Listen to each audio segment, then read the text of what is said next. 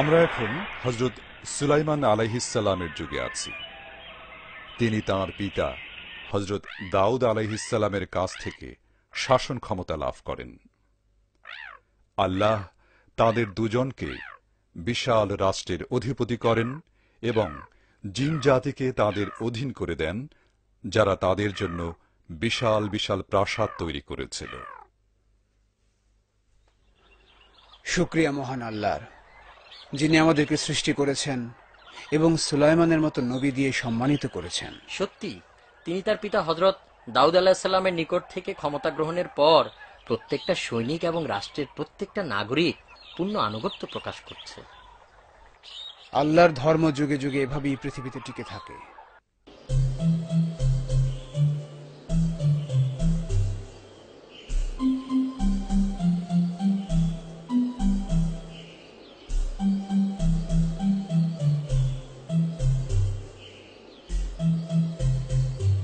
জলদি করো, আমাদের সূর্যাস্তের পূর্বেই সেখানে পৌঁছাতে হবে।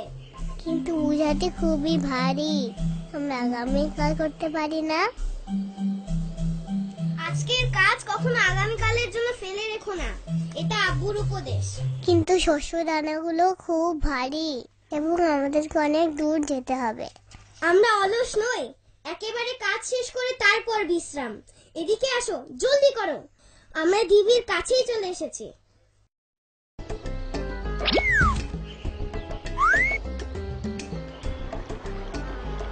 এখন আমরা ওপারে যাব কিভাবে? দাঁড়াও, আমার একটা বুদ্ধি আছে। আমি আবার চেষ্টা করব।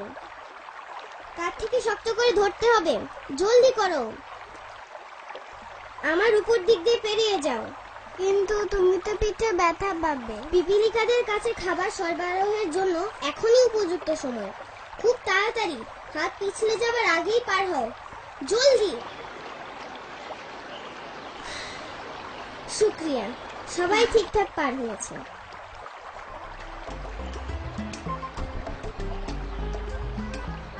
এভাবে তোমার হাতগুলো ভেঙে যেতে পারতো। এটা আমার কর্তব্য। উফ, আমার পিঠ। এটা আমাদের বহন করতে হবে। পুরো শীতকালের জন্য এটা আমাদের খাদ্যের মজুদ। ওয়াও, দেখো দেখো, পিপিলিকা ডিবি, আমরা চলে এসেছি, আমরা চলে এসেছি, আমরা পেরেছি, দেখো আমরা পেরেছি। তাড়াতাড়ি শস্য বাংলার দিকে।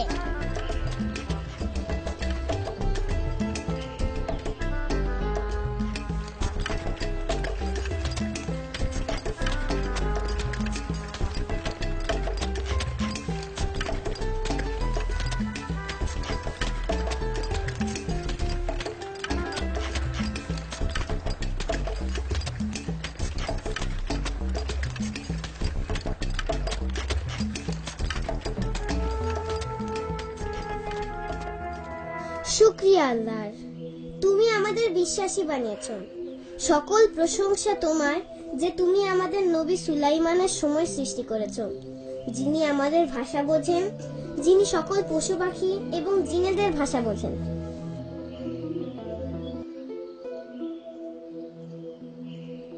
দিন বয়ে চলল। হযরত সুলাইমান আলাইহিস সালামের অনুসারীরা বিভিন্ন প্রান্তে ছড়িয়ে পড়ল রাজ্য বিস্তারের জন্য এবং আল্লাহর দ্বীন প্রচারের জন্য।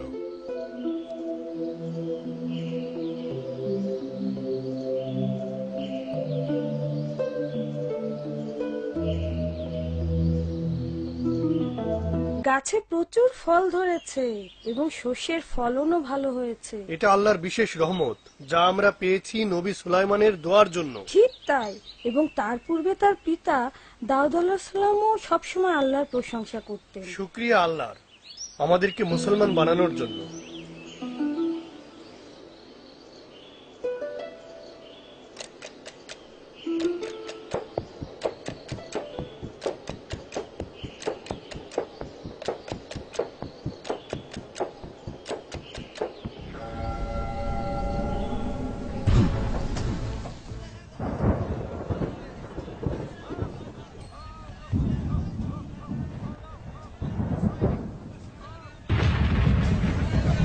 ওইদিকে না, এদিকে আসো, এইদিকে আসো। আমাকে অনুসরণ করো। এদিকে।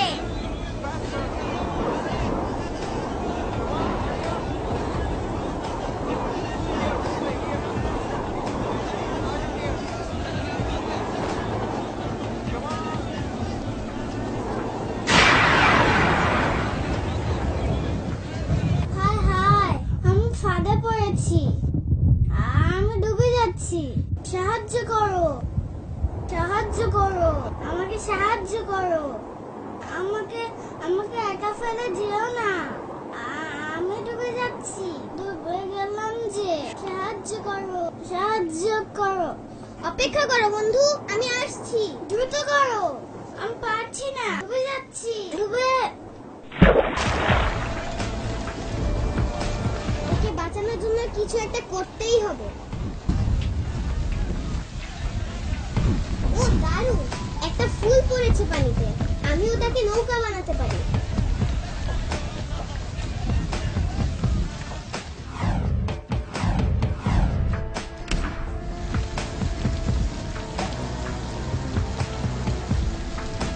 আমি তোমাকে ডুবতে দেব না। ধরো, তোমার হাতটা দাও। এই তো, বেশ। তুমি এখানে দাঁড়াও, আমি বইটা চালাই। দয়া করে দরজাটা তাড়াতাড়ি খুলুন। আমি ছোট্ট পিঁপড়েটাকে নিয়ে এসেছি। তাড়াতাড়ি করো, পানির স্রোত দরজার কাছে আসার আগে। বাঁচা গেল খোদা, পেরেছি শেষ পর্যন্ত। বৃষ্টির ধারা অব্যাহত রইল। গ্রীষ্ম আসার আগ পর্যন্ত পুরো সময়টাতেই প্রচুর বৃষ্টি হল।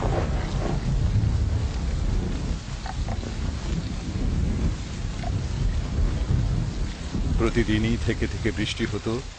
এক পর্যায়ে গ্রীষ্মকাল এলো।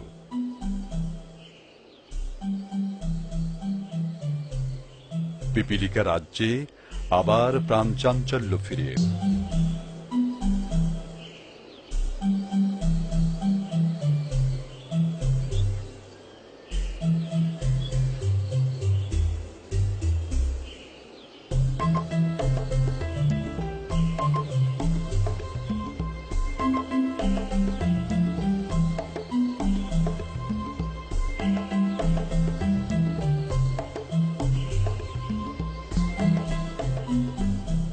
আমি তোমাদেরকে একটি কাজ দিতে চাই। আমি একদল দক্ষ এবং শক্তিশালী পিঁপড়া চাই, যারা খাদ্যবীজের স্থান খুঁজে বের করবে। মহারানী মহানুভব, এই কাজের জন্য একমাত্র যোগ্য সদস্য হচ্ছে মুলা। সে সাহসী, শক্তিশালী, বিশ্বস্ত এবং সে ইতিপূর্বে অনেক পিঁপড়ার জীবন বাঁচিয়েছে। খুবই চমৎকার। সত্যি যদি সে এত দক্ষ হয়, তাহলে এখনই ডেকে পাঠাও। বন্ধু হে, খুব মনোযোগ দিয়ে শোনো। আমি তোমার জন্য অত্যন্ত গুরুত্বপূর্ণ একটি কাজ নিয়ে এসেছি। তোমাকে কঠোর পরিশ্রম করে নিজেকে প্রমাণ করতে হবে। চিন্তা করবেন না, আমি আপনার মুখ রক্ষা করব, ইনশাআল্লাহ। সৌভাগ্যক্রমে আমার একজন ছোট্ট বন্ধু আছে, যে ঠিক ঠিক জানে কোথায় শস্য দানা পাওয়া যায়, এবং আমি আজই তার সঙ্গে কথা বলবো।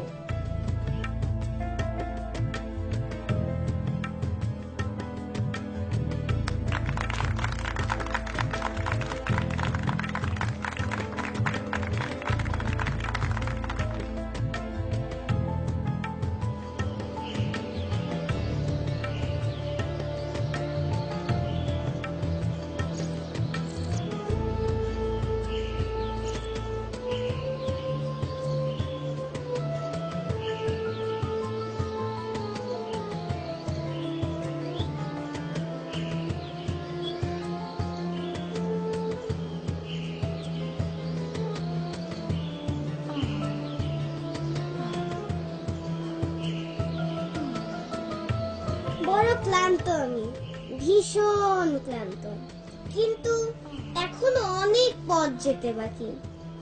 না না না, আমার তো একটা মহৎ উদ্দেশ্য আছে।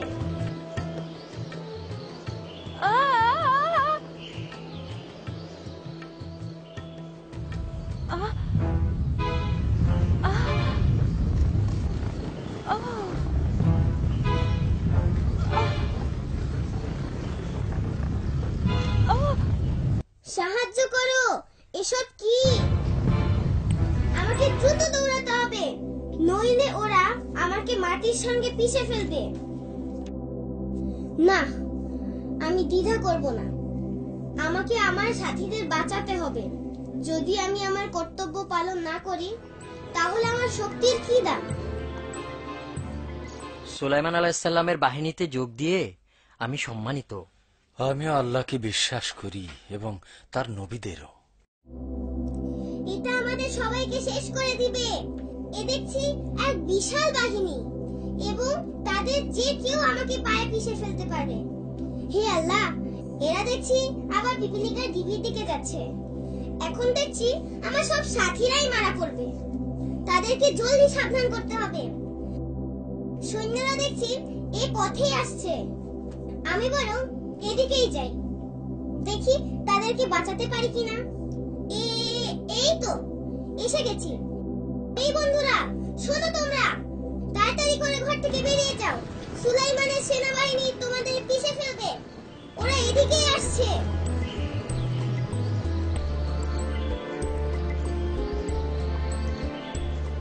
এটাই রক্ষা পাবার একমাত্র সুযোগ। সময় দাও খোদা। শোনো তোমরা, তাড়াতাড়ি করে ঘর থেকে বেরিয়ে যাও। সুলাইমানের সেনাবাহিনী তোমাদেরকে পিষে ফেলবে। ওরা এদিকেই আসছে। জলদি করো, সবাই নিজেকে বাঁচাও। সুলাইমানের সৈন্যরা এদিকে এগিয়ে আসছে। এখনই ডিবি ছেড়ে না গেলে ওরা আমাদের পিষে ফেলবে। নবী সুলাইমান আমাদেরকে অন্য পথে যেতে বলেছেন। কি ব্যাপার? আমরা যখন ও পথে অগ্রসর হচ্ছিলাম তখন একটি পিঁপড়া চিৎকার করে তার সাথীদের বলছিল, তোমরা সবাই ঘর ছেড়ে বেরিয়ে যাও, নাইলে সুলাইমানের সৈন্যরা কিছু না জেনে তোমাদেরকে পায়ে পিষে মারবে। কি বুদ্ধিমান পিঁপড়া! নবী তখন মুচকি হেসে সৈন্যদের অন্য পথে যেতে বললেন এবং আল্লাহর নিকট প্রার্থনা করতে বললেন। প্রার্থনায় তিনি কি বললেন শুনি, যাতে আমিও তার মতো প্রার্থনা করতে পারি। তিনি বললেন, হে আমার রব, এমনি যেন হয় তোমার করুণার জন্য আমি তোমার প্রতি চিরকৃতজ্ঞ থাকি। তুমি আমাকে এবং আমার পূর্বপুরুষদের যা দান করেছ, এবং দয়া করে আমাকে তোমার সত্য পথের অনুসারী বানিয়েছ, তার জন্য কৃতজ্ঞ।